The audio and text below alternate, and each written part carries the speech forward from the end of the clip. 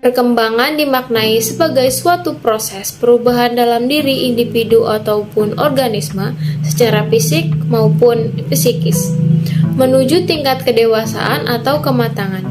Perkembangan itu berlangsung secara sistematis, progresif, dan berkesinambungan. Secara psikis, perkembangan mengarah kepada pembentukan kepribadian yang sangat menentukan seseorang dalam bersosialisasi. Di dunia pendidikan, proses bersosialisasi terdiri dari beberapa tahap. Salah satunya adalah tahap tugas perkembangan. Tugas perkembangan merupakan suatu tugas yang muncul pada periode tertentu dalam suatu rentang kehidupan individu, yang apabila tugas itu dapat berhasil dituntaskan, akan membawa kebahagiaan atau kesuksesan dalam menuntaskan tugas berikutnya. Sebaiknya, apabila gagal, maka akan menyebabkan ketidakbahagiaan pada diri individu yang bersangkutan, menimbulkan penolakan masyarakat, dan kesulitan-kesulitan dalam menuntaskan tugas-tugas berikutnya. Oleh karena itu, kemampuan menilai dan memahami lebih jauh tentang perkembangan peserta didik menjadi syarat penting dalam suatu proses pengajaran. Pada dasarnya, perkembangan merujuk kepada perubahan sistematik mengenai fungsi-fungsi fisik maupun psikis. Perubahan fisik meliputi perkembangan biologis sebagai hasil dasar dari konsepsi pembuahan ovum oleh sperma dan hasil dari interaksi biologis dan genetika dengan lingkungan. Dengan demikian, perkembangan dapat diartikan sebagai suatu proses perubahan dalam diri individu, baik secara fisik maupun psikis, menuju tingkat kedewasaan atau kematangan yang berlangsung secara sistematis, progresif, dan berkesinambungan.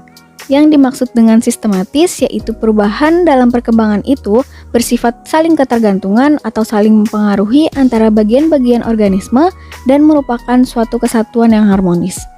Contoh dari prinsip ini yaitu seperti kemampuan berjalan kaki seiring dengan matangnya otot-otot kaki. Selanjutnya yang dimaksud progresif yaitu perubahan yang terjadi bersifat maju, meningkat, mendalam, atau meluas baik secara kuantitatif maupun kualitatif. Contohnya, seperti terjadinya perubahan proporsi pada anak atau ukuran fisik anak dari pendek menjadi tinggi, dari kecil menjadi besar, dan perubahan pengetahuan atau kemampuan anak yang pada awalnya hanya mengenal huruf dan angka sampai pada kemampuan membaca, menulis, dan berhitung. Dan yang terakhir yang dimaksud dengan berkesinambungan yaitu perubahan pada bagian atau fungsi organisme itu berlangsung secara berurutan dan beraturan. Contohnya, untuk dapat berjalan, seorang anak lebih dulu telentang, tengkurap, duduk merangkak, lalu berdiri. Sedangkan untuk dapat mencapai masa dewasa harus melalui masa konsepsi dari bayi, anak-anak, menjadi remaja.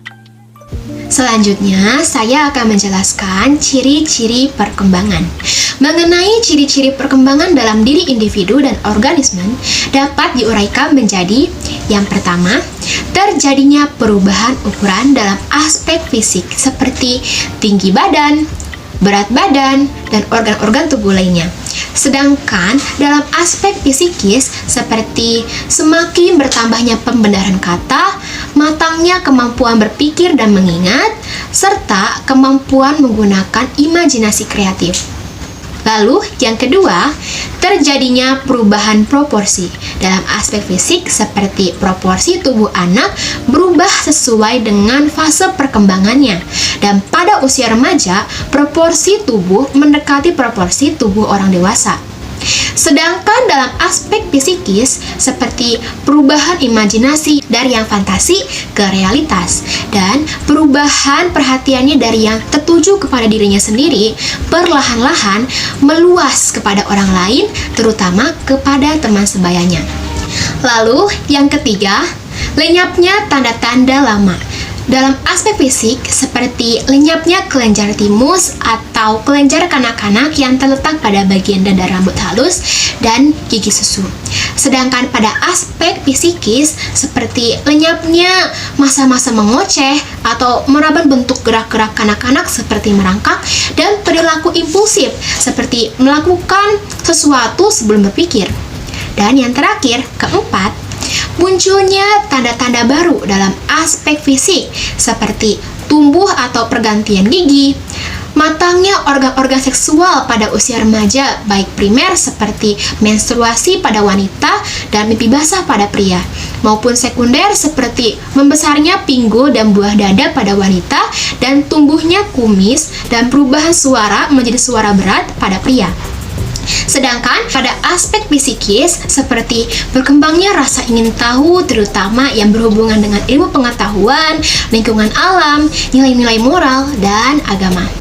Mengenai prinsip perkembangan individu atau organisme adalah sebagai berikut. 1. Perkembangan merupakan proses yang tidak pernah berhenti sepanjang hidup individu. 2. Semua aspek perkembangan saling mempengaruhi. 3. Perkembangan mengikuti pola atau arah tertentu. 4. Perkembangan terjadi pada tempo yang berlainan. 5. Setiap fase yang perkembangan mempunyai ciri khas. 6. Setiap individu yang normal akan mengalami tahapan atau fase perkembangan.